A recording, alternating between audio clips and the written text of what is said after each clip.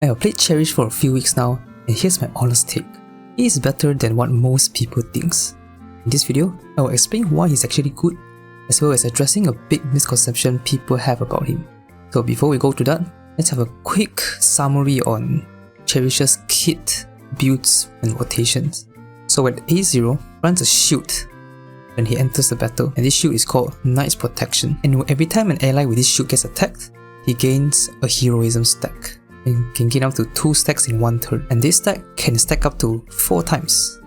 And at the start of his turn, if he has 4 stacks of heroism, he will use those stacks to gain Guardian of Promises. And this Guardian of Promises thing will basically give extra effect to his skills, and also give, again, more shield to the allies.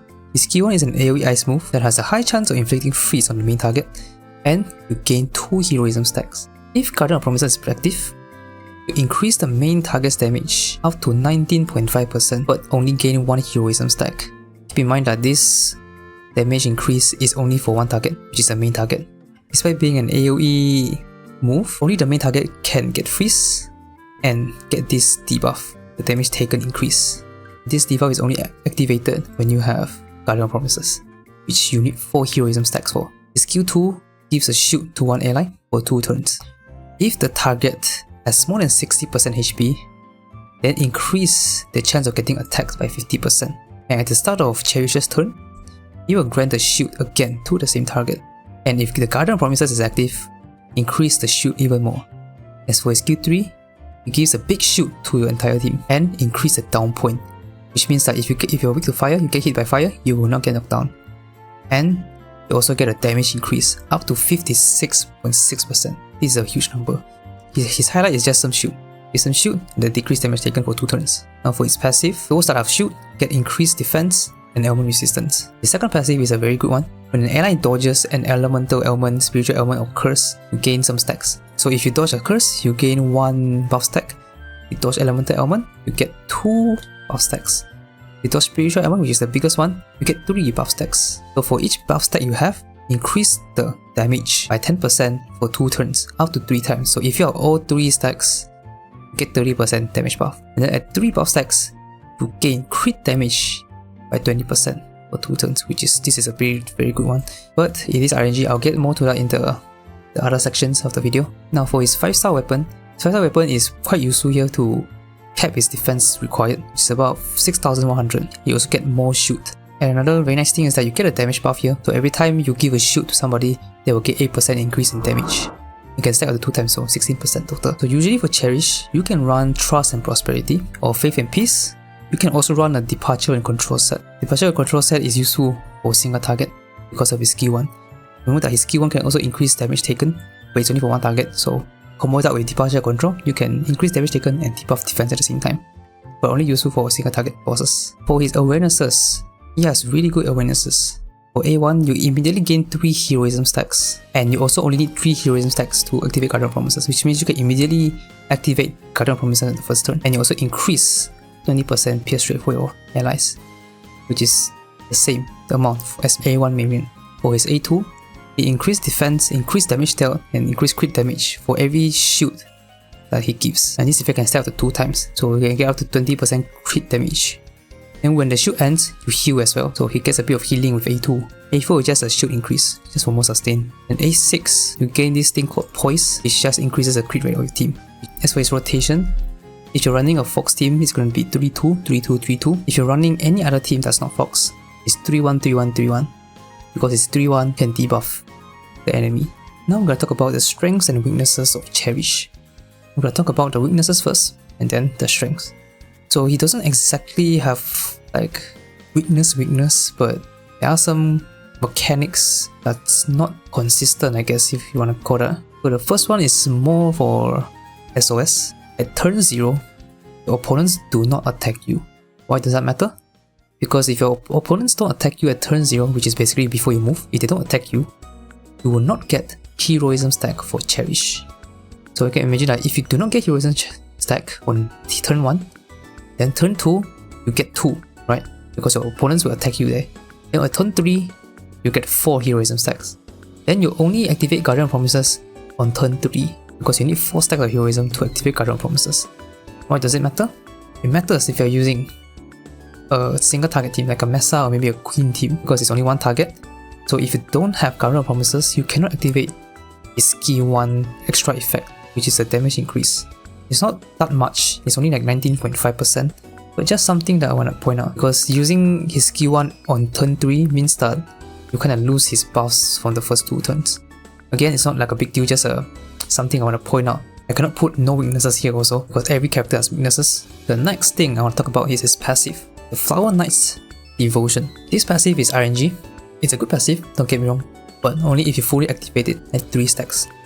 Because at 3 stacks you get 30% damage buff and 20% crit rate. And in order to activate it, for example, your opponent uses like a 0 die on your DPS needs to dodge the shock to activate. And dodging 1 shock is not enough, you need to dodge 2 shock, because dodging 1 shock is only 2 buff stacks. Dodging 2 shocks, you will get 4 stacks. But honestly, right, when I saw this passive at first, I think that it's gonna be pretty RNG, pretty bad, but it's not as bad as I initially thought, because a lot of bosses do use elemental attacks. A lot of them like to spam like Maziodyne, Magarudyne, all that stuff. So it's actually not too bad. And usually for AoE bosses, it's easier to activate because there's more opponents, so more chances of you dodging the elements. The last weakness, I don't even know if I can call this a weakness, but the last weakness is a 6-month gel. Because Cherish is standard as coming in 6 months, it makes it really awkward to pull for him. I understand if people don't want to pull because he's coming to standard anyways. You're gonna probably get him eventually. Might take some time and take some luck, but you'll probably get him eventually. But yeah, I'm reviewing this character not from like a 6-month gel perspective, but as a character itself, like how good he actually is. Now that I'm done with weaknesses, let's go with the strengths. He has quite a number of strengths here. He is an amazing sustain. His skill tree is crazy. I will actually put him as good of a sustain as Marian. The way they sustain is different, of course. Marian heals, Cherish gives shield. But Cherish's shield is a lot. But of course, the problem is that you actually cannot heal with Cherish unless you have his skill 2. The next thing I want to talk about is his skill 3. His skill 3 is bonkers. 56.6% damage buff. You know how strong that is? That's super strong. And you don't even need to like set up or anything. You just need to click the button and you get the buff already. Assuming you reach the defense requirement, which is like 6,000 something. And it's also a party-wide buff. So your entire team gets this damage buff. And I think it's one of the big reasons why Cherish is so good. Now his skill 1 is also pretty good because of the debuff. 19.5% is not a lot like I already said, but very useful for a single target team. Because you can just alternate 3-1, 3-1, 3-1, right? So you can keep both the buffs active. And you don't even need to do anything, right? You just need to use the skills. There's no requirements to use them. Okay, skill 1 does have requirement, but it's very easy to get the heroism stack. Aside from the weakness that I just said, which is the SOS thing. Because SOS don't attack you on the turn 0. So your skill 1 debuff is gonna a bit later. Now it's time for the team section. What is Cherish's best teams? Well, obviously the best team is gonna be Fox. Because Fox can utilize all of Cherish's buffs. His skill 2 can give a bunch of defense, skill 3 can give defense, damage increase as well. Passive can also give damage, so it's very good for Fox. But this is also where the misconception lies. Most people think that Cherish is only good for a Fox team. That is not true. Cherish is good for literally any team. Because his buffs is a general buff. It's just a general damage buff. It's not an attack or defense buff, just general buff. With skill 3, even skill 1 as well, and the passive. Everything is a general buff. So any DPS can make use of that buff. I have tested it quite a lot with multiple teams, and I can confirm Cherish is good with those teams. Even better if the team is a single target, like I already said, right? Like Queen or Mesa team, these 2 teams are quite good for Cherish because his skill 1 can be used there. Now on to this section, which is Cherish against Marian. I think it's a somewhat fair comparison between the two. Both are characters that is coming to the standard banner. Marian will come first of course, but still, those 2 are future standard characters. Now what if I tell you that A0 Cherish is actually better than A1R0 Marian? Will you believe me? You know, actually let's not take that far yet. Let's compare both characters at A0R0. So the thing I'm going to compare is the damage increase. Because Marian can actually give damage increase. Her passive can give up to 30% damage increase based on number of blessing stacks. So if you have 5 blessing stacks, you cap out at 30%. But the thing is, it's not easy to get 5 blessing stacks. So it's quite difficult to actually max out this 30%. At most, you probably get 2 or 3. So maybe like 21-24% only. The other damage buff you get is from a 5-star weapon. It's at 25% for only 1 turn, unfortunately. And unfortunately, you require diagnosis stack. which means that your HP needs to be low every time to spam her skill 3, because her skill 3 uses the diagnosis stacks, which means that in a real scenario, you probably only get this buff, 25% buff, every other turn, unless your team is always very low. Like I already explained with Cherish, he can get damage buff from skill 1, can get damage buff from skill 3, from passive, from 5-star weapon. He can get a bunch of buffs. So I've actually put them into a table to compare the damage buff that they can give in A0, R0 for both characters. So here is the comparison. You can see that Marian is only 55%. Cherish is more than double that. 122.1. That is insane. And like I already said, Marian's buffs are not 100% uptime, because the passive requires 5 blessings, 5-star weapon requires diagnosis stack. For Cherish, the skill 3 is always active, skill 1 is also always active if it's a one opponent target. So this 2 itself is already, like, not even this 2, skill 3 itself is already more damage buff than the entire Marian damage buff, let alone the others, right? Just skill 3 is better. It's insane. Then with Cherish's passive 5-star weapon is 122.1. Of course, these two, especially this one, is a bit RNG to 30%, so maybe it's only 20 in a more like common scenario. But even with that, it's still double of Marian. So at A0, R0 for both characters, it's very clear, Cherish is better, not even close. Now, the interesting thing is, A1, R0 Marian against an A0 4-star weapon Cherish, their strength level is actually very close. And I think Cherish is actually slightly ahead. I've tested it myself. I'm gonna show it to you. These are the 4 bosses I tried, and you can see that Cherish won 3 out of 4 of those fights. I have showed the rotations in my videos, so you can just check it out if you want. Like, these are the bosses. You can see that for SOS, this Titania is 7% difference, quite a big difference. The other 3 is, it can very well be due to damage variance. It's possible. And even when Marian beats out Cherish, it's only 1.49, 1.5%, super low. And just keep in mind, my Cherish is A0. A0 Cherish without 5-star weapon and without the full defense buffs, because my Cherish hasn't even hit the defense required, and he already outperforms my A1 R0 Marian.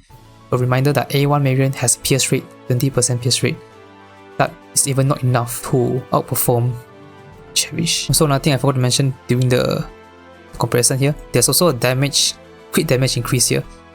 So on top of being double the damage buff, Cherish also has a crit damage here, 20% if it's activated. The comparison doesn't end here. The sad thing about Marian is that her support and buffing capabilities cap at A1. Because beyond her other awarenesses, she doesn't buff anything else other than her own HP or her own healing, which means that at least in terms of scoring, she will always perform less than Cherish. Meanwhile with Cherish, he gets better with area awareness. At A6, you get crit rate buff as well. Now I'm gonna move on to, should you pull Cherish? So at the time of making this video, we still don't know what the twins do, but if they are a sustain, you can completely skip Cherish, because there's no reason to pull for Cherish already if, you know, Justine, Caroline are gonna be stains, right? But I'm making this video assuming that they are not. So what I'm gonna do here is I'm gonna put out a few scenarios, then I'll rank them on a scale of 1 to 10. 1 out of 10 means that you should just skip. 10 out of 10 means that you must pull. So the first one is a Fox team. For a Fox team, I give this a 8 out of 10 pull value, because, you know, Cherish is very good for a Fox team. And on top of that, like I already said, Cherish can be used for other teams, which makes pulling Cherish, if you are Fox, extra valuable, because you can use both Fox and other teammates. The second scenario is, if you are Marian and Sawamoko, or other strong sustains already, then there's really no reason to waste your pulls on Cherish. Like I did say Cherish is better than Marian, but I still don't think it's worth going for Cherish if you already are Marian. So I'm scoring this one a 2 out of 10.